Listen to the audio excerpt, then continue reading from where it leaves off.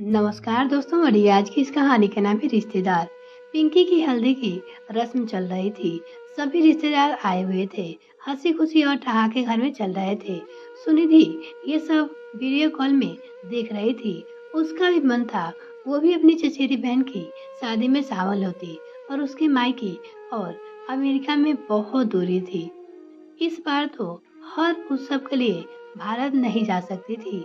रवि वहीं बैठा लैपटॉप पे काम कर रहा था। उसने सुनिधि की भरी हुई आंखों देखी तो उसे ये महसूस हुआ कि सुनिधि और वो अपने परिवार रिश्तेदारों से दूर रहकर बहुत कुछ खो रहे हैं। उसके जीवन में ये छोटे बड़े उत्सव आते ही नहीं है। जब भी किसी की शादी हो या फिर सगाई या मुंडन, जन्मदिन की पार्टी, जन्म उत्सव हो, वो दोनों बस वीडियो कॉल पे ही अटेंड कर पाते हैं।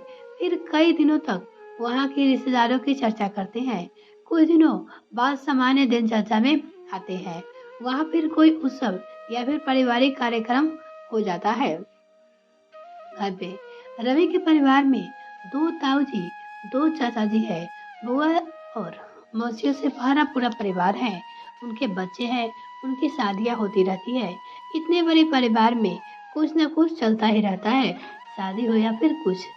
केवल घर की दो शादियों में ही रवि और सुनिधि शामिल हो पाए थे। इधर सुनिधि के मायके का परिवार संयुक्त परिवार था।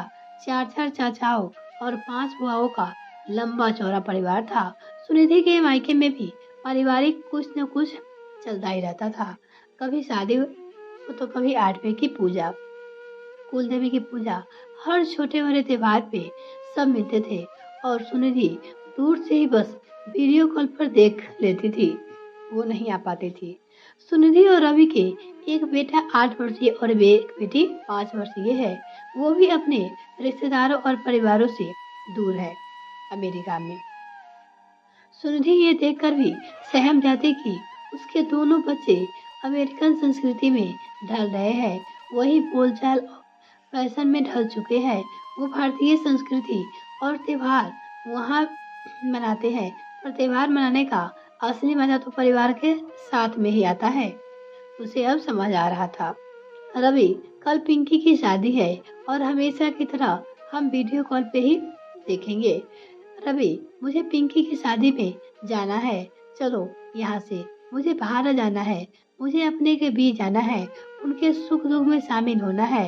यहाँ पैसे है, आजादी है, शान शौकत है, पर हमारे अपने नहीं है। ये कहते कहते सुनिधि सूखने लगी। उसे रोना आ गया। रवि प्यार से सुनिधि को गले लाकर चुप कराता है। तुम भी अमेरिका आना चाहती थी। यहाँ की जिंदगी तुम्हें लुभाती थी।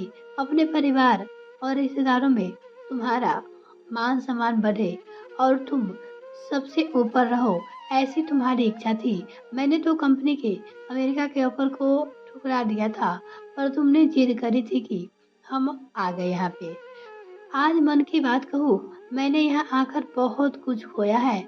मैं सदा ही परिवार और रिश्तेदारों के बीच में पला बढ़ा हूँ। यहाँ मुझे भी अकेलापन सालता है।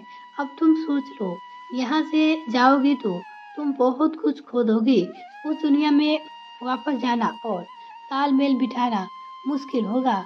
रवि ने सुनिधि को आगाह किया। मुझे पर पूरा भरोसा है। अब समझ में आ गया है कि आपने और पर्याय में बीच में क्या अंतर रहता है। सालों ऐसी जिंदगी जी ली, अब अपनों के साथ चाहिए। मैं चाहती हूँ मेरे बच्चे की परवरिश भारत में और अपने परिवार और रिश्तेदारों के बीच में ही हो। दोनों भारतीय संस्कृति से जुड़े रहे और अपने देश में रहे। तुम्हारी यही इच्छा है तो मैं यही होगा। ये कहकर रवि ने सुनिधि को दिलासा दिला दी। रवि अपनी कंपनी में बात करता और वहाँ भारत में उसी कंपनी में कोई जगह नहीं थी। ये सुनकर सुनिधि मायूस हो जाती है और कहती है कि आप कंपनी चेंज कर लो, थोड़ी सैलरी कम मिलेगी तो भी चलेगा, हम अपनों के बीच तो रहेंगे। सुनिधि अपने पति से कहती है। रवि 7-8 महीने से कोशिश कर रहा था। आखिर एक मल्टीनेशनल कंपनी में उसकी जॉब लग गई।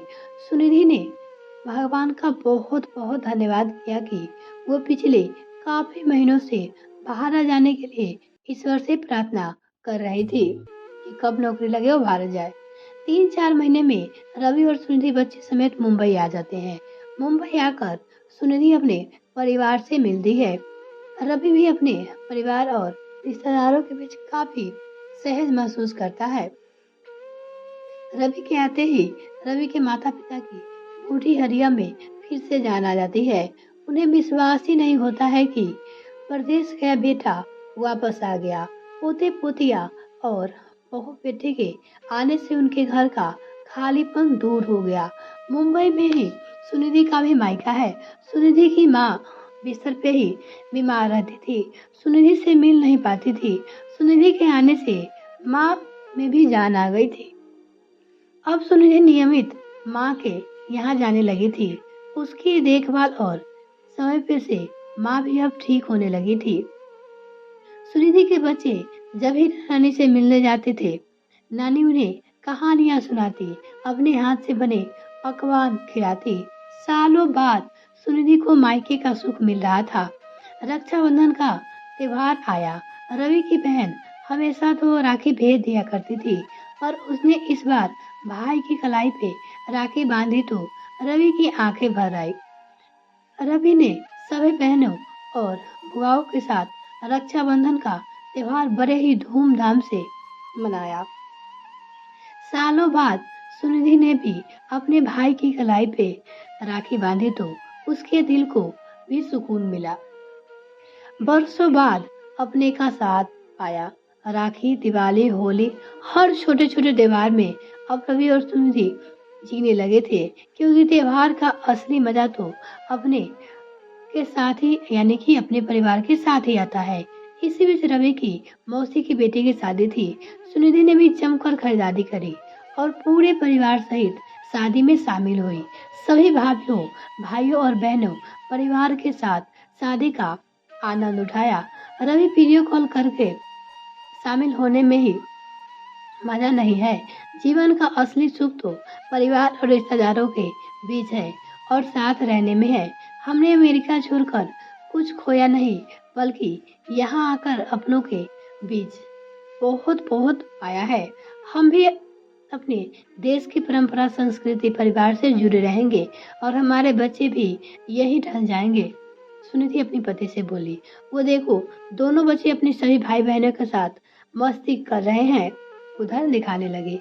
रवि सुनिधि को देखकर खुश था कि देर से ही सही सुनिधि को परिवार और रिश्तेदारों की महानता तो पता चली। उनके बिना तो जीवन ही नहीं है बिताया जा सकता है। ये कहानी आपको कैसी लगी कमेंट सेक्शन जरूर लिखिएगा। अगर आपने भी तो चैनल सब्सक्राइब नहीं किया तो प्लीज सब्सक्राइब कीजिए, साथ में बेल आइकन जाके मेरे आने वाली और वीडियो का नोटिफिकेशन सबसे पहले आपको मिल सके। बहुत बहुत धन्यवाद।